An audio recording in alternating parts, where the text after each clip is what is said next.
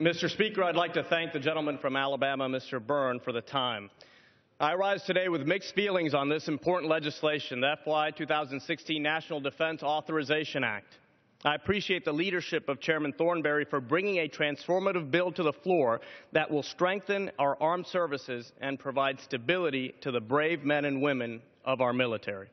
I'm also grateful for Section 841, which includes the text of the CISO Act, a bill I've introduced that ensures small entrepreneurs have a seat at the table.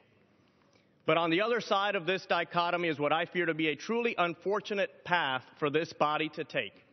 Included in the underlying text of this bill is language that would request the Defense Secretary study the feasibility of allowing young men and women who were brought to this country as children the opportunity to serve in our armed services.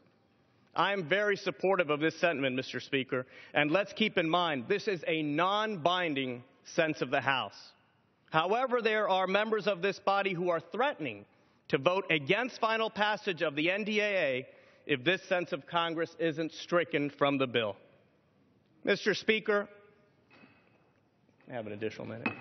I yield 30 seconds to the gentleman from Florida. The gentleman from Florida is recognized for 30 seconds. I thank the gentleman. Mr. Speaker, these young men and women were brought to our great country very early in life, often by no choice of their own. They have grown up in our neighborhoods and attended the same schools as our own children.